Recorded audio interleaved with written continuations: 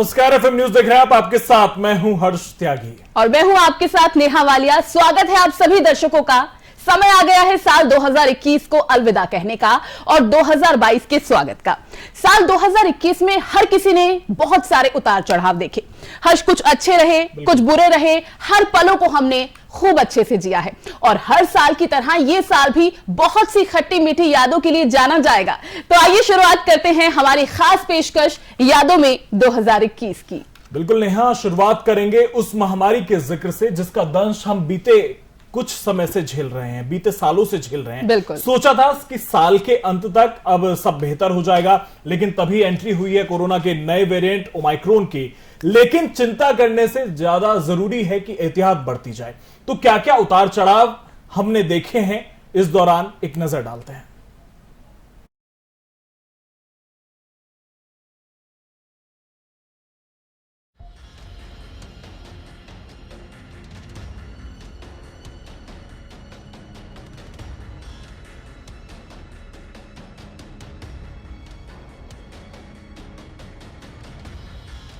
Corona ये वो नाम है जिससे लोग दहशत में आ गए थे। कोरोना ये वो नाम है जिसे सुनकर लगता था कि मानव जीवन का अस्तित्व अब खतरे में आ गया है। कोरोना ये वो नाम है जिसने लोगों को बताया कि जब मौत सर पे मंडराती है तो पैसा किसी काम नहीं आता। भारत देश में कोरोना ने दस्तक जनवरी 2020 में ही दे दी थी, लेकिन इसकी आहट मार्च में सुनाई दी, जब प्रधानमंत्री मोदी ने अचानक लॉकडाउन का ऐलान कर दिया। लोगों को समझ आ गया था कि भारत का कोरोना से लड़ना आसान नहीं है। कोरोना से निपटने की हर व्यवस्था, हर मेडिकल सुविधा नाकाफी थी। जिस कोरोना ने अमेरिका, चीन जैसे विकसित देशों को घुटने में ला दिया था, उस कोरोना से निपटने की अब भारत की बारी थी। लोगों को कुछ नहीं समझ आ रहा था कि क्या करें, कैसे इस बीमारी से लड़ें। जब पता चलता था कि मोहल्ले में किसी को कोरोना है तो पूरे इलाके में दहशत फैल जाती थी। कोरोना की हकीकत को सिर्फ वही समझ सकता है जिसने अपनों को खोया है। लोग आज भी कोरोना को गंभीरता से नहीं ले रहे हैं, इसलिए ना तो लोगों के चेहरे पे मास्क नजर आते हैं और ना ही सोशल डिस्टेंसिंग का पालन करते हुए नजर आते हैं। ये कोरोना वो बीमारी है जिसने करोड़ों लोगों को अपनी चपेट में ले लिया और लाखों लोगों को मौत की नींद सुला दिया। आलम यह था कि लोगों को शमशान घाट में भी अपनों का अंतिम संस्कार करने की जगह नहीं मिल पा रही थी। लाशें पानी में बहाई जा रही थी। लोग अस्पतालों के बाहर ऑक्सीजन के लिए तरस रहे थे। कोरोना से निपटने के तमाम दावे खोखले नजर आ रहे थे। जाए भी तो कहां और करे भी तो क्या, ये किसी की समझ में नहीं आ रहा था। जहां जनवरी 2021 में दैनिक मामले 12,000 के करीब थे, तो वहीं मात्र 2 महीने में रोजाना 3.5 लाख से ज्यादा मामले नजर आने लगे। ये क्या था? ये लोगों की लापरवाही तो थी। रोजाना होने वाली मौतों की संख्या ने भी तेजी से रफ्तार पकड़ ली थी। मई 2021 के बाद ये धीरे धीरे कम होते नजर आए, मगर अब कोरोना के नए वेरिएंट ने एक बार फिर से लोगों की नींद उड़ा दी है। ऐसे में अब लगने लगा है कि क्या नया साल नई खुशियां लाएगा या फिर पुरानी यादों को ताज़ा कर जाएगा। FM news bureau report. तो दूसरी लहर में नेहा हमने क्या नहीं देखा, क्योंकि दूसरी लहर जब आई तो ऑक्सीजन की किल्लत थी। लोग सड़कों पर ऑक्सीजन के लिए रोते नजर आए। तो बहुत ही भयानक मंजर था वो। और साल 2021 में कोरोना से लड़ाई में लेकिन भारत ने एक और कदम आगे बढ़ा लिया है। साल के आखिर तक 2 और वैक्सीन के इमरजेंसी इस्तेमाल के लिए हमें मंजूरी मिल गई है और कॉर्बेवैक्स और सीरम इंस्टीट्यूट ऑफ इंडिया की कोवैक्स वैक्सीन को drug controller journal of India की तरफ से इमरजेंसी यूज के लिए भी मंजूरी मिल गई है। तो वैक्सीनेशन में भारत ने इतिहास रच दिया है। ये रिपोर्ट देखिए।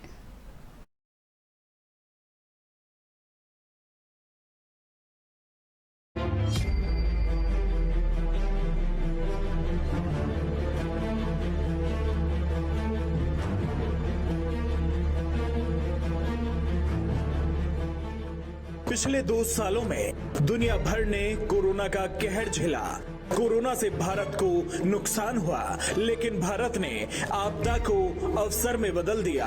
कोरोना से लड़ाई में भारत विश्व गुरु बनकर उभरा है। देश की 60% आबादी को वैक्सीन के दोनों डोज लग चुके हैं। भारत में अभी कोविशील्ड, कोवैक्सीन और स्पुतनिक को आम लोगों को देने की अनुमति है।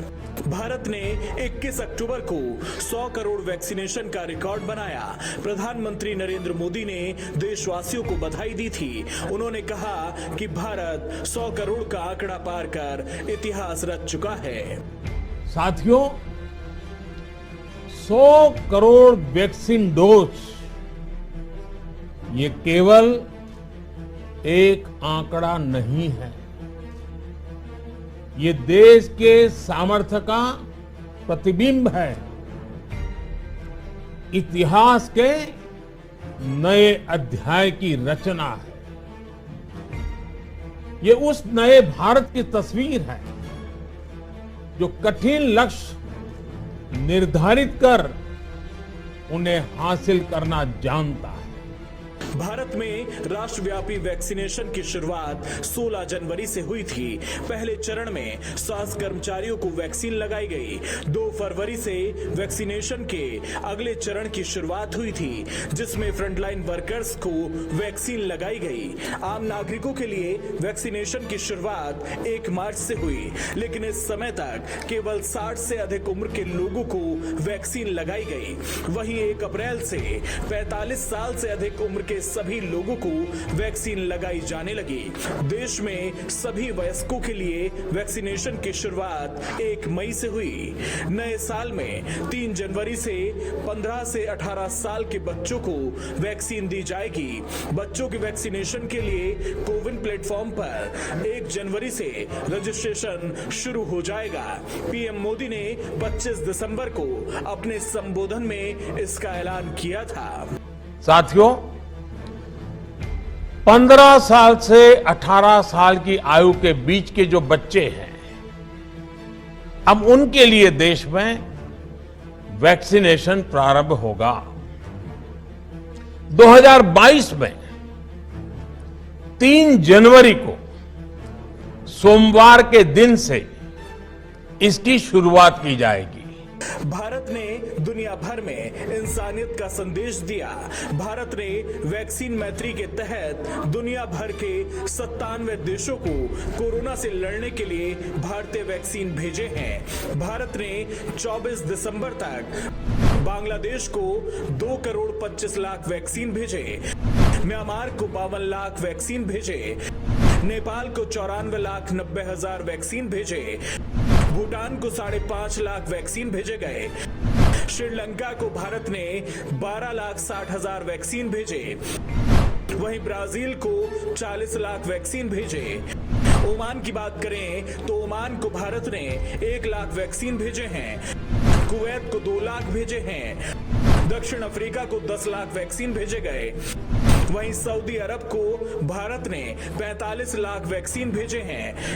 कनाडा की बात करें तो कनाडा को भारत ने 5 लाख वैक्सीन भेजे हैं और इंडोनेशिया को 90 लाख वैक्सीन भारत ने भेजे हैं। भारत में अभी तक 143 करोड़ से ज्यादा वैक्सीन के डोज लग चुके हैं। साथ ही विश्व के कल्याण के लिए दुनिया भर में वैक्सीन भेजकर भारत में अभी तक 143 करोड़ से ज्यादा वैक्सीन के डोज लग चुके हैं। साथ ही विश्व के कल्याण के लिए दुनिया भर में वैक्सीन भेजकर भारत ने दुनिया को वसुधैव कुटुंबकम का पाठ पढ़ाया। Special desk FM news.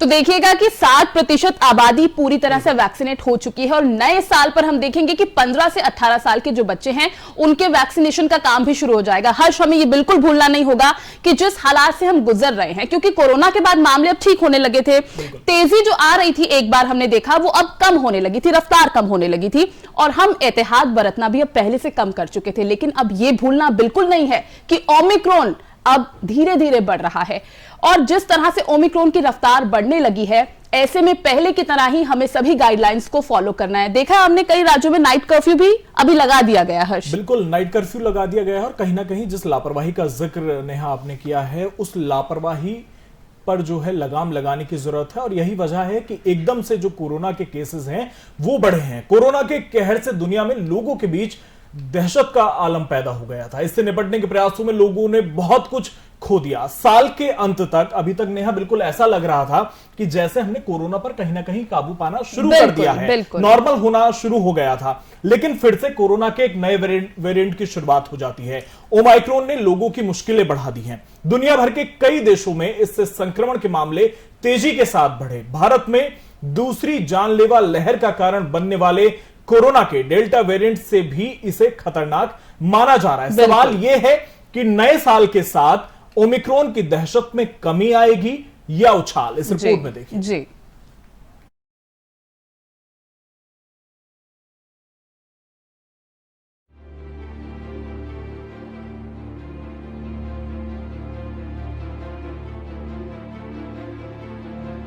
नए साल का जश्न क्या फिर से फीका पड़ने वाला है?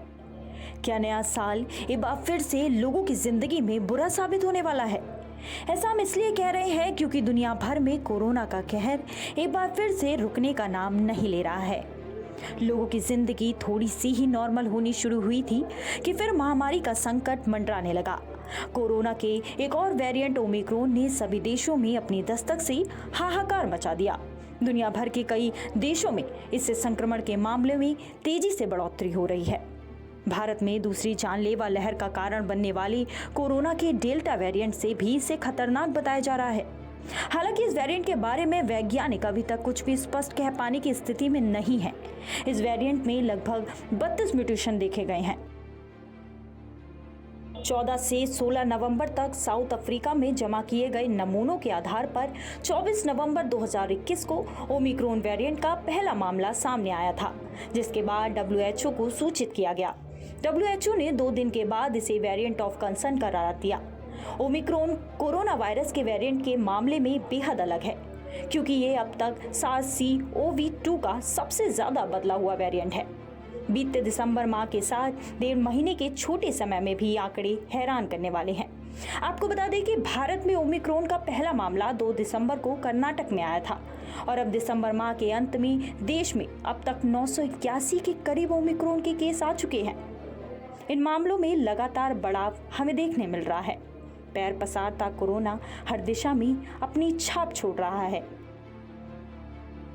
बता दें कि राजधानी दिल्ली इन आंकड़ों की कतार में सबसे ऊपर है, जबकि महाराष्ट्र दूसरे स्थान पर है। वहीं तीसरे स्थान पर गुजरात है। पिछले हफ्ते से अब तक दुनिया भर में ओमिक्रॉन मामले में 11% का इजाफा हुआ है। वहीं WHO ने भी इसे वार्निंग जारी कर दी है। देश में बढ़ते ओमिक्रॉन के मामले ने केंद्र से लेकर राज्य सरकार तक की चिंता बढ़ा दी है। खतरे को देखते हुए कई राज्य सरकारों ने नाइट कर्फ्यू के साथ साथ प्रतिबंधों का ऐलान भी कर दिया है। वजह साफ है कि ओमिक्रॉन से देश का बचाव जरूरी है। लेकिन वेरिएंट कोई भी हो, अगर मास्क लगाने और हाथ सही से धोने और शारीरिक दूरी के नियमों का नियमित तरीके से पालन किया जाए तो संक्रमण की आशंका काफी कम हो जाती है। Special desk FM news. खैर, कोरोना की बीमारी से निपटना जरूरी है, लेकिन बार बार हम एक ही बात कहते हैं कि एहतियात बरतना बहुत ज्यादा जरूरी है, अलर्ट सतर्क रहना बहुत ज्यादा जरूरी है। लेकिन जब बात 2021 की है तो किसान आंदोलन का जिक्र बहुत जरूरी हो जाता है। तो भारत 2021 में हमने देखा कि भारत में कोरोना और किसान आंदोलन को लेकर पूरी दुनिया में यह चर्चा का विषय रहा है। एक तरफ जहां कोरोना महामारी से भारत में कोहराम मचा हुआ था, तो वहीं दूसरी तरफ हजारों की तादाद में हमने देखा हर्ष कि कैसे किसान कृषि कानून को वापस लिए जाने की मांग को लेकर दिल्ली की सरहद पर डटे हुए थे। लेकिन आखिरकार 1 साल के बाद सरकार किसानों की जिद के आगे झुकना भी पड़ा। प्रधानमंत्री ने गुरु पूर्णिमा के दिन कृषि कानून को वापस लेने का ऐलान भी किया।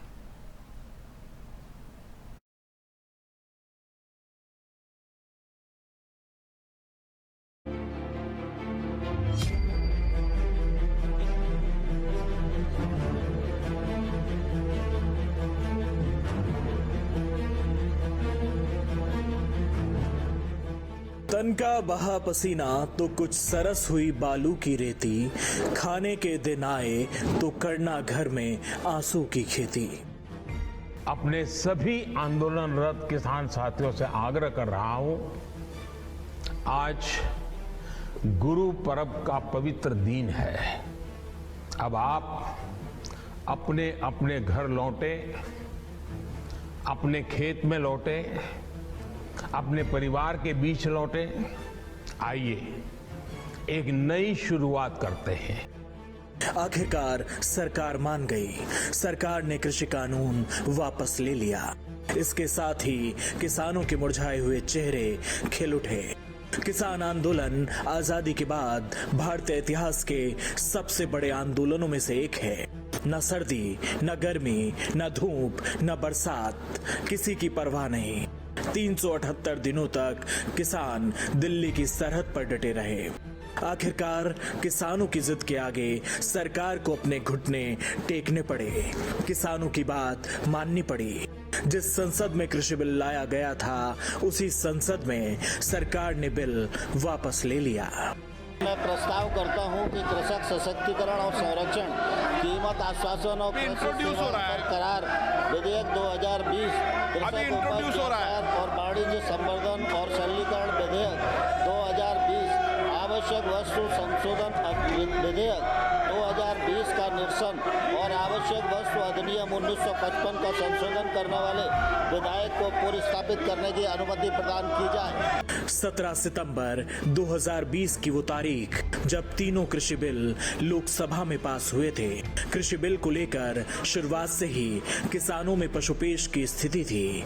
धीरे धीरे देश भर में किसान कृषि बिल को लेकर गोलबंद होने लगे। सबसे पहले पंजाब में रेल रोको आंदोलन की शुरुआत हुई। उसके बाद तो धीरे धीरे पंजाब से उठी आंदोलन की आवाज पूरे देश में गूंजने लगी। 26 नवंबर का वो दिन जब किसानों ने दिल्ली आने का फैसला किया। किसानों के फैसले से दिल्ली में बैठे हाकिमों और उसके हुक्मरानों की नींदें उड़ गईं। लिहाजा किसान दिल्ली के दर पर ना आ पाए। इसके लिए दिल्ली के बॉर्डर को छावनी में तब्दील कर दिया गया। सर्दी के मौसम में ठंडे पानी की बौछारें की गईं, लेकिन किसानों के हौसले के आगे किसी की एक न चली। जहां किसानों को रोका गया, किसानों ने वहीं अपना डेरा डाल दिया। सिंघू बॉर्डर, गाजीपुर बॉर्डर और टिकरी बॉर्डर पर किसानों ने अपने टेंट लगा दिए। इस सब के बीच जैसे जैसे वक्त बीतता गया, उसी तरह दिल्ली की सर्दी और सरकार से वार्ता लगातार जारी रही। किसान और सरकार के बीच 12 दौर की बातचीत हुई, लेकिन नतीजा वही ढाक के 3 पात। किसान बिल वापसी से इतर कुछ भी मानने को तैयार नहीं और सरकार थी कि टस से मस ना हो रही थी। अब ये परमानेंट रहेगा गए। अरे आ रहा अगले साल इसका भी नंबर आ रहा, फिर इसे पटकी लग जाएगी। इसके चाचा दूसरे भी तो बैठेंगे। अरे दे लिया काट की हंडिया बार बार ना चढ़ती। तुझे हर बार यही दिखाई देता ना, किसी उनसे भी पूछा 3 बार तो चढ़ा दी। अरे चढ़ गई, गलती कर ली हमने। 1 साल तक चले किसान आंदोलन के दौरान भारत की एकता का रंग देखने को मिला। सीमित संसाधन के बीच पंगत में संगत, सेवा भाव और एक जिद जो सरकार से अपने अधिकारों के लिए, अपने हक के लिए। लेकिन इस सब के बीच कुछ ऐसा भी वाकया हुआ जिसने पूरे देश को झकझोर कर रख दिया। 26 जनवरी को किसानों का ट्रैक्टर मार्च और उसमें हुई हिंसा। हजारों की तादाद में किसानों ने ट्रैक्टर रैली निकाली, लेकिन कुछ किसान दिल्ली में लाल किले तक जा पहुंचे और इस दौरान एक समुदाय विशेष ने लाल किले में तिरंगे के बराबर अपना धार्मिक ध्वज फहरा दिया। एक समय तो ऐसा भी आया जब लगा किसान आंदोलन अपने परवान चढ़ने से पहले ही खत्म हो जाएगा। गाजीपुर बॉर्डर पर अचानक से पुलिस की हलचल बढ़ने लगी, लेकिन तभी मंच से किसान नेता राकेश टिकैत भावुक अपील कर बैठे। किसान नेता की भावुक अपील के बाद देखते ही देखते सारा मंजर पलट गया। उसके बाद तो जैसे आंदोलन में जान सी आ गई। फिर तो पग पग पर किसानों ने सरकार को मात दी। आंदोलन के दौरान कई ऐसे मौके आए जब किसानों को देशद्रोही बताने का प्रयास किया गया, उन्हें खालिस्तानी कहा गया। किसान आंदोलन में सहयोग करने वालों को आंदोलन जीवी कहा गया। संसद में आंदोलन को लेकर तकरार हुई। बावजूद इसके अपने इरादों से किसान टस से मस नहीं हुए। इन सब के बीच किसानों ने अपने आंदोलन में सियासत का शामियाना नहीं लगाया। क्या वो किसान की मांग से सुसंगत है? क्या किसान के पवित्र आंदोलन को बर्बाद करने का काम आंदोलनकारी ने नहीं, आंदोलन जीवियों ने किया हुआ है। भले ही किसान अपने अपने घरों को लौट गए, लेकिन किसानों का कहना है कि आंदोलन अभी खत्म नहीं हुआ। उन्होंने सरकार को 2 महीने की मोहलत दी है। ऐसे में सवाल उठता है कि क्या नए साल में किसान फिर से दिल्ली का रुख करेंगे? क्या आने वाले साल में सरकार की मुश्किलें फिर से बढ़ाएंगे? बहरहाल इसके लिए तो अभी इंतजार करना होगा। लेकिन अरसे बाद किसान और किसानी चर्चा के केंद्र में रहा है। Special desk FM news. तो नेहा, किसान आंदोलन एक ऐसा विषय रहा है 2021 में जो सबसे ज्यादा सुर्खियों में रहा। बिल्कुल। और उम्मीद ये जताई जा रही है कि आने वाला जो साल होगा उसमें भी ये किसान आंदोलन का जो विषय है वो सुर्खियों में रहेगा, क्योंकि सरकार ने जो वादे करने की समय सीमा तय की है, अगर उसमें पूरा नहीं होता है तो किसान आंदोलन वाले जो नेता हैं, जो किसान मसीहा हैं, वो ये कह रहे हैं कि वो वापस से आंदोलन शुरू कर सकते हैं। लेकिन हर्ष, इस बात को भी नकारा नहीं जा सकता कि 378 दिन तक ये किसान आंदोलन चला है। इसके हर स्वरूप को हमने देखा है, गहराई से समझा है, लेकिन समझा हमने ये भी है कि जो देश का अन्नदाता है, अगर वो अपनी बात पर अड़ गया था तो क्या सर्दी, क्या गर्मी, क्या धूप, क्या छांव, हर मौसम में अड़ा रहा, डटा रहा और आखिर में उसने ये दिखा दिया कि मैं देश का अन्नदाता हूं। अगर मैं देश को भोजन दे सकता हूं तो मैं अपनी मांगों को भी पूरी करवाना जानता हूं। बिल्कुल। और सरकार आगे किसानों के झुक गई। साल 2021 में देश की राजनीति में भी नेहा कई बदलाव देखने को मिले हैं। कई ऐसी घटनाएं हुई हैं जिसके बाद देश की सियासत नई करवट लेती नजर आई। एक नजर डालते हैं कुछ बड़े राजनीतिक घटनाक्रमों पर जो देश की सियासत में घटे हैं। बिल्कुल।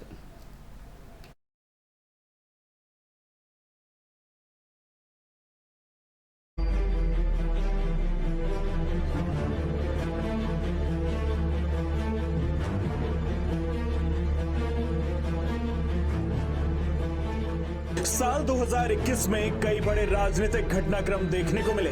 कुछ ऐसी घटनाएं भी हुई जिसने न केवल भारतीय राजनीति को प्रभावित किया, बल्कि अगले साल भी इसके प्रभाव दिखाई देने वाले हैं। किसान आंदोलन से लेकर पश्चिम बंगाल विधानसभा चुनाव तक, कोरोना की दूसरी लहर से लेकर राजनीतिक हिंसा और संकट तक, ऐसी न जाने कितनी ही घटनाएं हुई। परंतु आज हम इस साल की उन 10 प्रमुख घटनाओं का जिक्र करेंगे जिसने भारतीय राजनीति को काफी प्रभावित किया। देश की आजादी के बाद से सबसे बड़ा किसान आंदोलन एक ऐसा आंदोलन है जिसका प्रभाव आने वाले साल में भी देखने को मिल सकता है। पिछले साल केंद्र सरकार 3 कृषि कानून लेकर आई थी, जिसको लेकर शुरू हुआ विरोध 2021 में इतना बढ़ गया कि केंद्र सरकार को झुकने पर मजबूर होना पड़ा। किसानों की मांग के सामने झुकते हुए केंद्र सरकार ने 19 नवंबर को कृषि कानूनों को वापस लेने की घोषणा कर दी। ये मुद्दा इस साल संसद के हर सत्र में देखने को मिला था। इसके साथ ही विपक्ष ने इसे मुख्य चुनावी हथियार के रूप में भी इस्तेमाल करना शुरू कर दिया था और सरकार को किसानों के प्रति असंवेदनशील बताया था। यहाँ तक कि पंजाब में बीजेपी का सालों पुराना सहयोगी दल अकाली दल भी किसानों के मुद्दे पर उससे दूर हो गया। साल 2021 में कई राज्यों में विधानसभा चुनाव भी हुए। पश्चिम बंगाल के विधानसभा चुनाव काफी चर्चा में भी रहे। बंगाल में बीजेपी ममता के गढ़ में बढ़त बनाने में सफल रही, परंतु लाखों प्रयासों के बावजूद ममता बनर्जी की टीएमसी पार्टी ने 294 में से 213 सीट जीतकर सत्ता में वापसी की। इन चुनावों में सुवेंदु अधिकारी के हाथों ममता बनर्जी को नंदीग्राम से मिली हार भी भारतीय राजनीति में चर्चा का विषय रहा। इसके बाद ममता बनर्जी ने बंगाल सत्ता जीतकर राष्ट्रीय स्तर पर अपनी उपस्थिति दर्ज करने की दिशा में काम शुरू कर दिया। वहीं दूसरी तरफ तमिलनाडु में एमके स्टालिन के नेतृत्व में डीएमके ने अन्ना द्रमुक बीजेपी गठबंधन को हराकर 10 साल बाद सत्ता में वापसी की। तमिलनाडु के विधानसभा चुनाव इस बार इसलिए भी अहम थे क्योंकि जयललिता और एम करुणानिधि के निधन के बाद राज्य में ये पहला विधानसभा चुनाव था। वहीं केरल में सत्ता विरोधी लहर के बावजूद मौजूदा एलडीएफ 99 सीटों के साथ सत्ता में बनी रही। ये केरल में पहली बार था कि कोई सत्ताधारी दल ने वापसी की थी। साल 1980 के बाद से अब तक कोई भी पार्टी या गठबंधन दूसरी बार जीतकर सत्ता में नहीं आया था। वहीं असम और पुडुचेरी में विधानसभा चुनाव में बीजेपी सत्ता वापसी करने में सफल रही। साल 2021 में कांग्रेस शासित राज्यों में आंतरिक कलह भी खूब देखने को मिली। पंजाब, छत्तीसगढ़ और राजस्थान तीनों ही कांग्रेस शासित राज्यों में जबरदस्त घमासान इस साल 2021 में देखने को मिला। छत्तीसगढ़ और राजस्थान में तो पार्टी ने आंतरिक कलह के बावजूद सत्ता में मुख्यमंत्री चेहरों में कोई बदलाव नहीं किया, परंतु पंजाब में स्थिति ऐसी नहीं रही।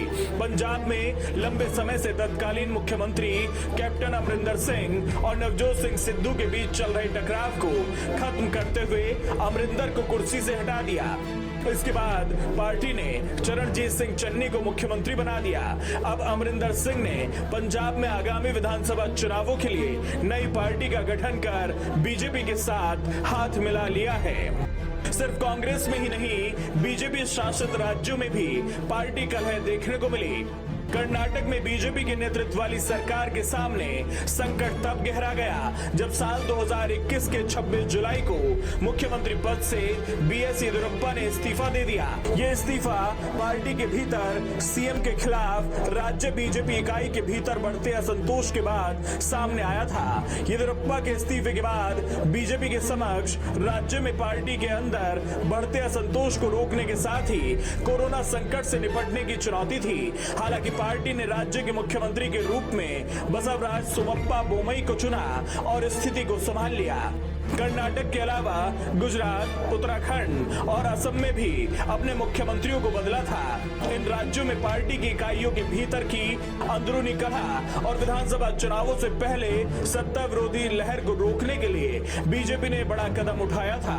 उत्तराखंड में जहां अगले साल की शुरुआत में चुनाव होने हैं, वहीं कर्नाटक और गुजरात में 2022 के अंत में मतदान होगा। साल 2021 में शाहरुख खान के बेटे आर्यन खान ड्रग्स केस को कौन भूल सकता है, जिसने सिनेमा उद्योग के साथ ही भारतीय राजनीति में भूचाल ला दिया। खासकर महाराष्ट्र की राजनीति में सबसे अधिक उठापटक देखने को मिली। फिलहाल आर्यन खान जमानत पर बाहर हैं। केंद्रीय एजेंसी के कामकाज में कई अन्य अनियमितताओं के अलावा राज्य मंत्री नवाब मलिक ने एनसीबी अधिकारी समीर वानखेड़े के खिलाफ ही मोर्चा खोल दिया और जबरन वसूली के आरोप लगाए। इस साल 3 अक्टूबर को उत्तर प्रदेश के लखीमपुर जिले में एक एसयूवी की चपेट में आने से 4 किसानों सहित 8 लोगों की मौत हो गई थी। कथित तौर पर यह एसयूवी केंद्रीय गृह राज्य मंत्री अजय मिश्र टेनी के बेटे आशीष मिश्रा के काफिले का हिस्सा थी। इस घटना की देश भर में निंदा की गई और ये इस साल का सबसे बड़ा राजनीतिक मुद्दा बन गया। एसआईटी की रिपोर्ट सामने आने पर शीतकालीन सत्र के दौरान राज्य सरकार पर आरोपी को बचाने के आरोप भी लगे। एसआईटी की रिपोर्ट में सामने आया था कि इस घटना को साजिश के तहत अंजाम दिया गया था। साल 2021 में तमाम राजनीतिक घटनाक्रम से भारत में सियासी माहौल गरमाया रहा।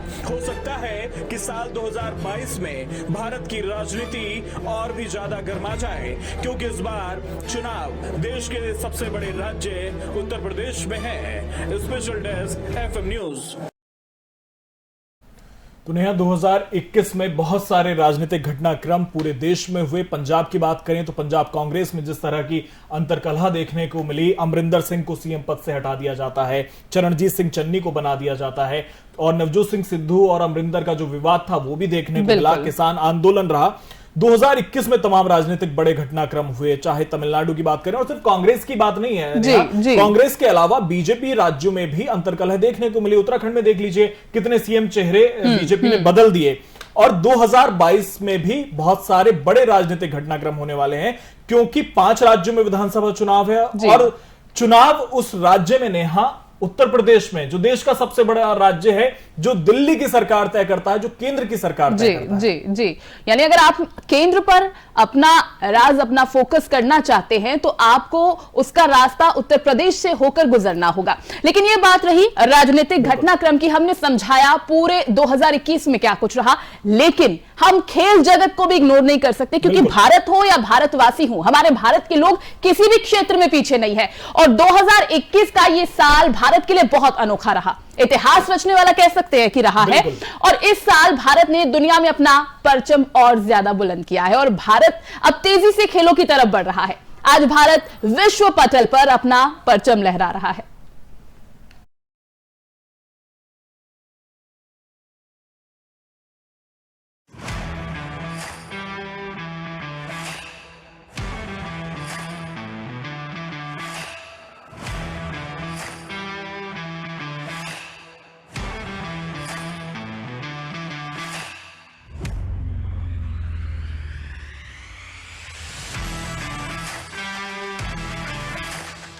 साल 2021 के ओलंपिक खेल भारत के लिए गौरव, गर्व और गतिशीलता की दृष्टि से अद्भुत अवसर साबित हुए।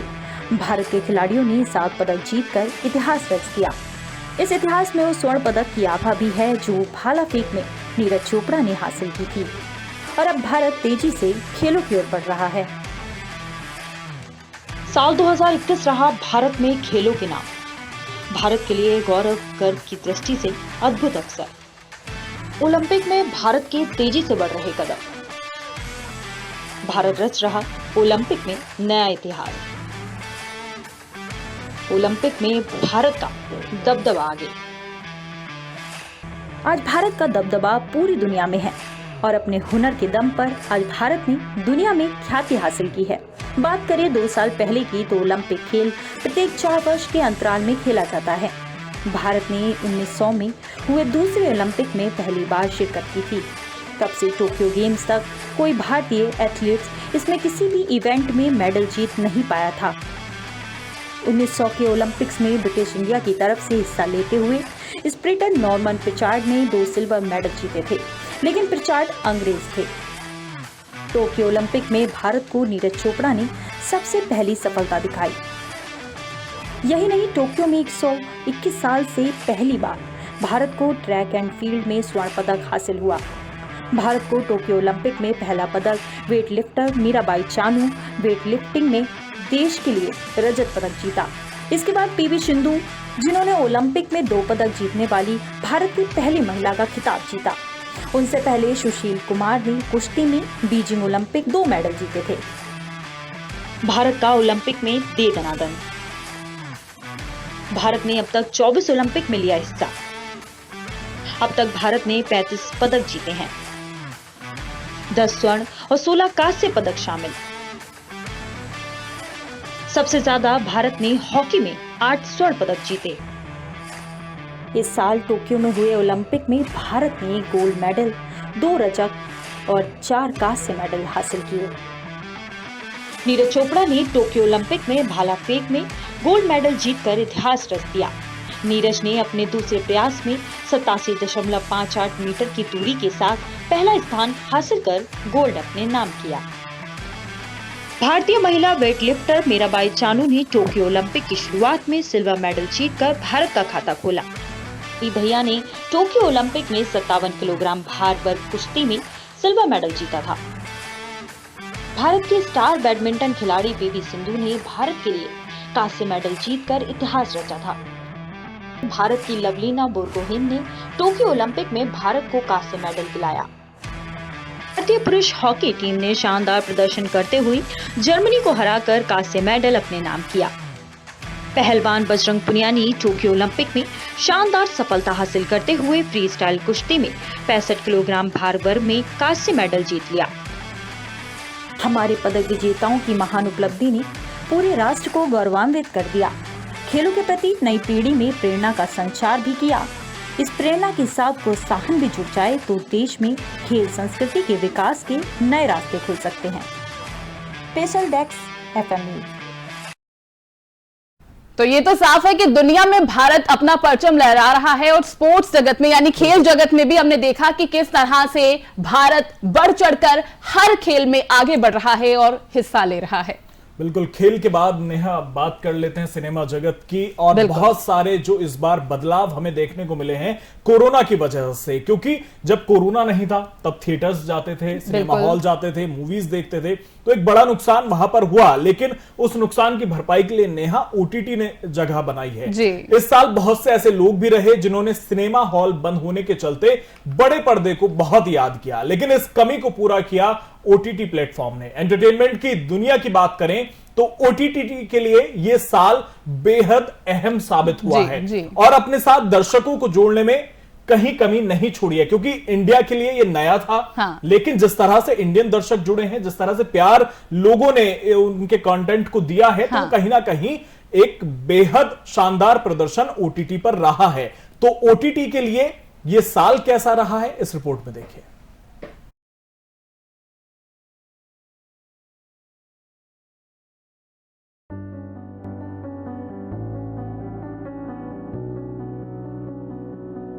अपने देश में 21 शुभ अंक माना जाता है और एंटरटेनमेंट की दुनिया की बात करें तो साल 2021 तीसरे पर्दे यानी ओटीटी के लिए क्रांतिकारी साबित हुआ।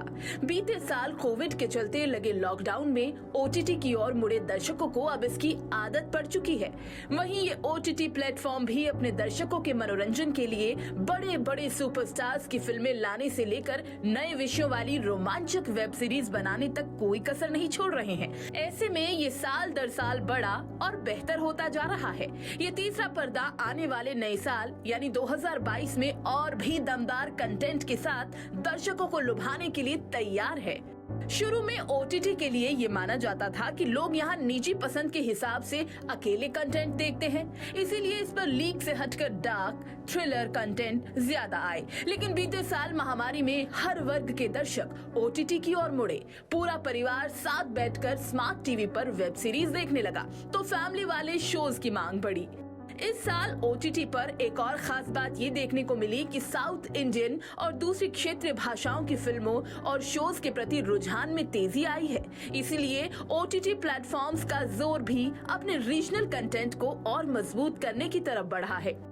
ओटीटी की तरफ दर्शकों के बढ़ते रुझान की वजह ये भी है कि यहाँ उनके पास अपनी पसंद के हिसाब से कंटेंट चुनने की आजादी है, वो भी कम बजट में। ओटीटी का बजट फ्रेंडली होना भी एक प्लस पॉइंट है।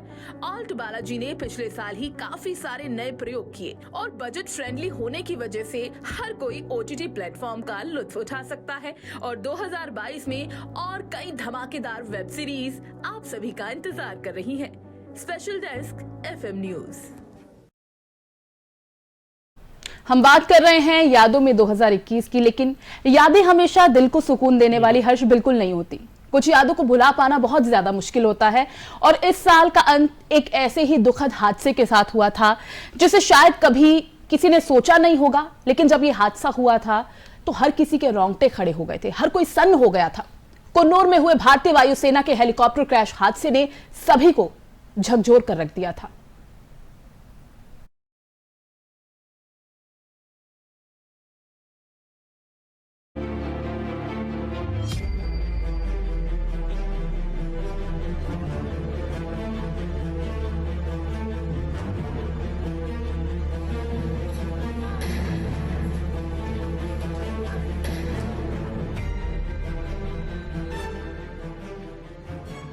दो 2021 को अलविदा कहने का समय आ गया है, लेकिन इस साल की कुछ यादें ऐसी हैं जिन्हें भुला पाना मुश्किल है। साल का अंत एक दुखद हादसे से होगा, ये शायद किसी ने कल्पना भी नहीं की होगी, क्योंकि हम नहीं भुला पाएंगे 8 दिसंबर का वो दिन। जी हाँ, हम बात कर रहे हैं कन्नौर में हुए भारतीय वायुसेना के हेलीकॉप्टर क्रैश हादसे की, जिसमें हमने न सिर्फ देश के पहले सीडीएस जनरल बिपिन रावत को, बल्कि उसमें सवार ग्रुप कैप्टन PS चौहान और स्क्वाड्रन लीडर कुलदीप, जो हेलीकॉप्टर उड़ा रहे थे, सीडीएस बिपिन रावत की पत्नी, स्टाफ समेत कुल 14 लोगों को खो दिया। हेलीकॉप्टर हादसे में इन अफसरों का निधन। वायुसेना ने बताया कि MI-17V5 हेलीकॉप्टर में CDS और 9 अन्य यात्री और चालक दल के 4 सदस्य सवार थे। हेलीकॉप्टर हादसे में बिपिन रावत और मधुलिका रावत के अलावा brigadier LS Lidder lieutenant colonel Harjinder Singh, wing commander PS Chauhan, squadron leader K Singh, JWO Das, JWO Pradeep A, Naik Gursewak Singh, Naik Jitendra Kumar, lance Naik Vivek Kumar, lance Naik Sai Teja और हवलदार सतपाल का निधन हुआ। हादसे में सिर्फ ग्रुप कैप्टन वरुण सिंह जिंदा बचे थे। उनका वेलिंगटन में सेना के अस्पताल में इलाज चला, लेकिन वो भी हमारे बीच नहीं रहे। जनरल रावत ने अपने 1 साल 341 दिन के कार्यकाल में इस पद पर शानदार काम किया और ऐसे काम किया जिसकी तारीफ की जाती रही है और की जाती रहेगी। मुख्य तौर पर उन्होंने सेना के तीनों अंगों को साथ मिलकर ऑपरेशंस करने और सेना के आधुनिकीकरण की दिशा में बड़ा काम किया।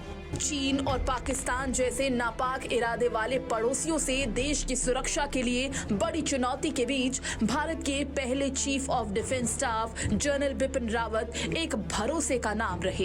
कम समय में ही उन्होंने भारत की सैन्य तैयारियों को दुश्मनों से मुकाबले के लिए नई बुलंदियों पर पहुंचाया। सेना में रहते हुए CDS बिपिन रावत को कई सारे मेडल से सम्मानित किया गया था। मिले हैं कई सेना मेडल, जिसमें परम विशिष्ट सेवा मेडल, उत्तम युद्ध सेवा मेडल, अति विशिष्ट सेवा मेडल, युद्ध सेवा मेडल, सेना मेडल और विशिष्ट सेवा मेडल शामिल हैं। बता दें कि chief of defence staff Bipin Rawat सुबह 9 बजे स्पेशल एयरक्राफ्ट से पत्नी के साथ दिल्ली से तमिलनाडु के लिए उड़ान भरते हैं। 11:35 पर सुलूर में वायुसेना स्टेशन पर उनका आगमन हुआ। यहां से वेलिंगटन जाने के लिए CDS बिपिन रावत समेत कुल 14 लोग हेलीकॉप्टर में उड़ान भरते हैं। इसके कुछ ही देर बाद दोपहर 12:20 पर कुन्नूर में उनका हेलीकॉप्टर क्रैश हो जाता है।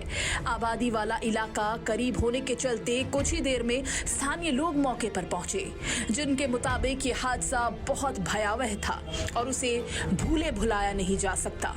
सालों पहले अग्नि को साक्षी मानकर 60 फेरे लेकर शादी के बंधन में बंधे बिपिन रावत और मधुलिका का ये साथ चिता की बेदी तक रहा। दोनों का पार्थिव शरीर एक साथ एक ही चिता की बेदी पर अगल बगल रखा गया और उनकी बेटियों ने मुखाग्नि देकर नम आंखों से उन्हें विदाई दी। अंतिम संस्कार का ये दृश्य देखकर हर कोई रो पड़ा। अंतिम संस्कार के समय जनरल रावत को 17 तोपों की सलामी दी गई, लेकिन ये देश की अपूर्ण क्षति है जो कभी पूरी नहीं होगी। Special desk FM news.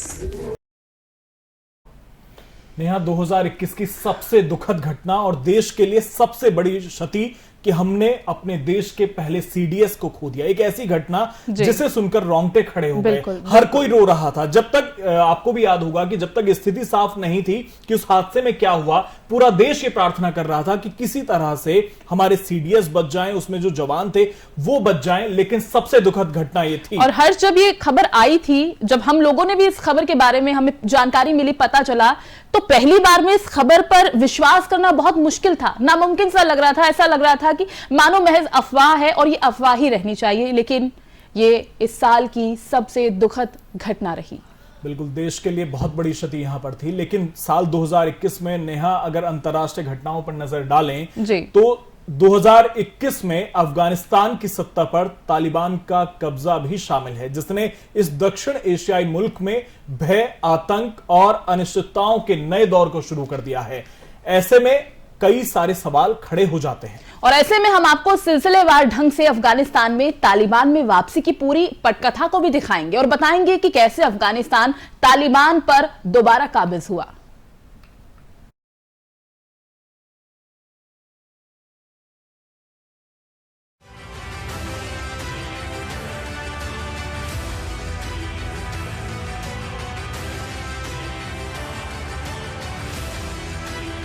साल 2021 की प्रमुख अंतर्राष्ट्रीय घटनाओं में अफगानिस्तान की सत्ता पर तालिबान का कब्जा भी शामिल रहा, जिसने इस दक्षिण एशियाई मुल्क में भय, आतंक और अनिश्चितताओं के नए दौर को शुरू किया। ऐसे में आज आइए हम आपको सिलसिलेवार ढंग से अफगानिस्तान में तालिबान की वापसी की पूरी पटकथा दिखाते हैं और बताते हैं कि कैसे अफगानिस्तान में तालिबान ने दोबारा सत्ता हासिल की।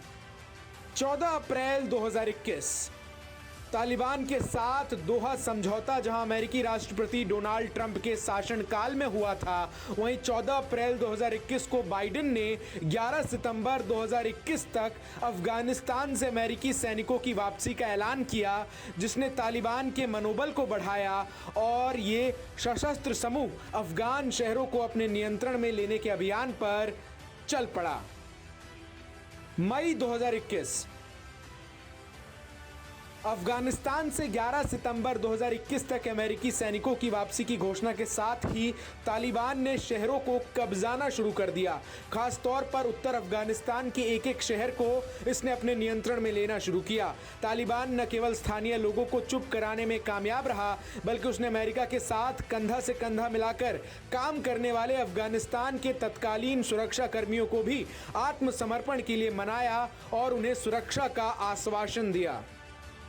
जुलाई 2021 अफगानिस्तान में तालिबान की बढ़त के बीच अमेरिकी सेना ने बगराम एयरफील्ड को खाली कर दिया, जो अमेरिकी युद्ध का एक प्रमुख केंद्र था। अमेरिका के इस फैसले का असर न सिर्फ अफगान बलों के मनोबल पर पड़ा, बल्कि लुटेरों और घुसपैठियों के हौसले भी बुलंद हुए। अमेरिकी सैनिकों ने जैसे ही इसे खाली किया, यहां लूट और अफरा तफरी मच गई। अगस्त 2021 तालिबान अब तक अफगानिस्तान के कई शहरों और प्रांतों पर कब्जा कर चुका था। कई जगह बिना लड़े ही उसने नियंत्रण हासिल कर लिया था। अब तैयारी काबुल पर फतेह की थी और 15 अगस्त को वो भी पूरा हो गया, जब राष्ट्रपति अशरफ घनी देश छोड़कर फरार हो गए और तालिबान ने बिना किसी रक्तपात के प्रेसिडेंट पैलेस पर कब्जा कर लिया। इसके साथ ही काबुल एयरपोर्ट पर देश छोड़कर जाने वालों की भीड़ उमड़ पड़ी। हर तरफ बस अफरा तफरी का माहौल था। लोग किसी भी हालत में इस मुल्क को छोड़ना चाहते थे। 26 अगस्त 2021 बढ़ती अफरा तफरी और आशंकाओं के बीच तालिबान के प्रवक्ता ने समावेशी सरकार का वादा किया। इसी बीच 26 अगस्त को काबुल इंटरनेशनल एयरपोर्ट पर आत्मघाती बम हमला होता है, जिसमें मुल्क छोड़ने की जद्दोजहद में जुटे सैकड़ों नागरिक हताहत हुए। हमले में करीब 200 अफगान और 13 अमेरिकी जवानों की जान चली गई, जिसकी जिम्मेदारी आतंकी संगठन इस्लामिक स्टेट ने ली। 30 अगस्त 2021 को अमेरिका का आखिरी विमान यहां से रवाना हुआ, जिसके साथ ही अफगानिस्तान में अमेरिका के 2 दशकों से अधिक समय के युद्ध का समापन हो गया और तालिबान के राज में कई तरह की अनिश्चितताओं और आशंकाओं से घिरा एक नया अफगानिस्तान दुनिया के सामने आया। भारत का रेस्क्यू ऑपरेशन 15 अगस्त से लेकर 30 अगस्त तक चले पूरे रेस्क्यू ऑपरेशन में अफगानिस्तान से करीब 1.5 लाख लोगों ने बाहर का रास्ता अपनाया। अधिकतर देशों की एम्बेसी यहां से चली गई, जिसमें भारत की भी एम्बेसी शामिल थी। काबुल एयरपोर्ट पर हजारों अफगान नागरिक, पाकिस्तान और ईरान की सीमा पर लोगों ने निकलने का रास्ता बनाया। एयरपोर्ट पर हवाई जहाज पर लटकते लोगों की तस्वीरें दुनिया कभी नहीं भूलेगी। भारत ने भी इस दौरान अपने हजारों नागरिकों को सकुशल अफगानिस्तान से निकालने में कामयाबी प्राप्त की। दुनिया के नक्शे पर अभी पूरी तरह से तालिबान को मंजूरी नहीं मिली है। अमेरिका, भारत, ब्रिटेन जैसे देश अभी वेट एंड वॉच की नीति अपना रहे हैं, लेकिन पाकिस्तान और चीन पूरी तरह से तालिबान सरकार के साथ है। चीन पहले ही आर्थिक मदद देने का ऐलान कर चुका है, जबकि पाकिस्तान तालिबान की सरकार बनाने में अहम भूमिका निभा रहा है। तालिबान ने भी दुनिया से अपील की है कि वो उसकी सरकार को मान्यता दे। हालांकि कई देशों ने तालिबान से महिलाओं को उनका हक देने की मांग की है। ऐसे में अब ये देखना होगा कि साल 2022 का अफगानिस्तान तालिबान के राज में कैसा नजर आता है। Bureau report, FM news. तो देखिए, साल 2021 की शुरुआत ऐसी धमाकेदार रही जिसने पूरी दुनिया को इस बात का संदेश दे दिया कि ये पूरा 2021 अलग अलग घटनाओं के कारण सुर्खियों में छाया रहेगा। साल की शुरुआत में अमेरिका के संसद भवन के बाहर जो भी कुछ हुआ, उससे पूरी दुनिया हिल गई। आइए आपको फ्लैशबैक में ले चलते हैं और दिखाते हैं क्या हुआ था साल की शुरुआत में अमेरिका में। इस रिपोर्ट में देखिए।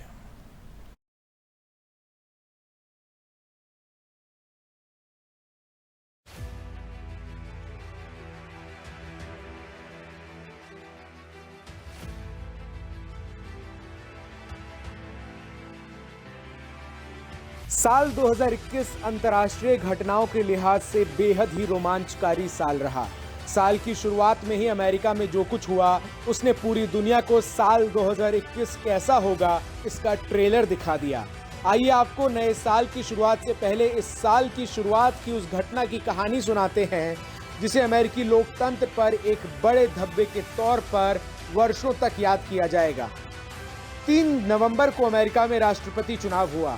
बाइडेन को 306 और ट्रंप को 232 वोट मिले। सब कुछ साफ था, इसके बावजूद ट्रंप ने हार नहीं कबूली। ट्रंप ने आरोप लगाया कि वोटिंग और काउंटिंग में बड़े पैमाने पर धांधली हुई। ट्रंप ने कई राज्यों में केस दर्ज कराए। ज्यादातर में ट्रंप समर्थकों की अपील खारिज हो गई। 2 मामलों में सुप्रीम कोर्ट ने भी याचिकाओं को खारिज कर दिया। ट्रंप इशारों में हिंसा की धमकी देते रहे कि वो इतनी आसानी से अपनी कुर्सी नहीं छोड़ेंगे। ट्विटर के जरिए ट्रंप लगातार अपने समर्थकों से इन परिणामों को स्वीकार न करने को लेकर आह्वान करते रहे, उनसे एकजुट होकर इकट्ठा होने का आह्वान करते रहे और खुलेआम जो बाइडेन को धमकी देते हुए नजर आते रहे। 20 जनवरी को नए राष्ट्रपति जो बाइडेन को शपथ लेना था।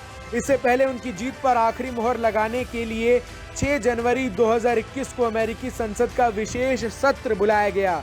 इसी दिन अमेरिकी संसद भवन में इलेक्टोरल कॉलेज के वोटों की गिनती होनी थी। ट्रंप के सांसदों ने कुछ जगहों पर आए नतीजों पर ऐतराज जताया था, इस पर भी चर्चा होनी थी। इस चर्चा के बाद बहुमत के साथ बाइडेन की जीत पर मोहर लगनी थी।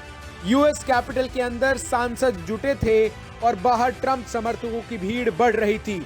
वॉशिंगटन के वक्त के मुताबिक 6 जनवरी 2021 के दिन बुधवार को दोपहर 1 बजे के बाद यूएस कैपिटल के बाहर लगे बैरिकेड्स को ट्रंप समर्थकों ने तोड़ दिया। नेशनल गार्ड्स और पुलिस इन्हें समझा पाती, इससे पहले ही कुछ लोग अंदर घुस गए। दोपहर 1:30 बजे कैपिटल के बाहरी हिस्से में बड़े पैमाने पर हिंसा होने लगी। पूरे अमेरिकी संसद पर ट्रंप समर्थकों ने कब्जा कर लिया। इस दौरान कुछ ट्रंप समर्थकों ने गोलियां भी चलाई। दोपहर 3 बजे तक ट्रंप समर्थक संसद के अंदर घुस चुके थे। स्पेशल फोर्स के जवान उन पर बंदूक ताने नजर आ रहे थे। समर्थकों ने संसद के अंदर तोड़फोड़ की। कुछ दंगाई हाउस ऑफ रिप्रेजेंटेटिव्स के स्पीकर नैन्सी पेलोसी की कुर्सी पर जा बैठे। खिड़कियों के शीशे तोड़ते दिखे। आर्ट वर्क को लूट कर ले गए। दोपहर 1:30 बजे से शुरू हुई हिंसा 4 घंटे चली और इस दौरान पूरी दुनिया ने अमेरिकी लोकतंत्र का मजाक बनते देखा।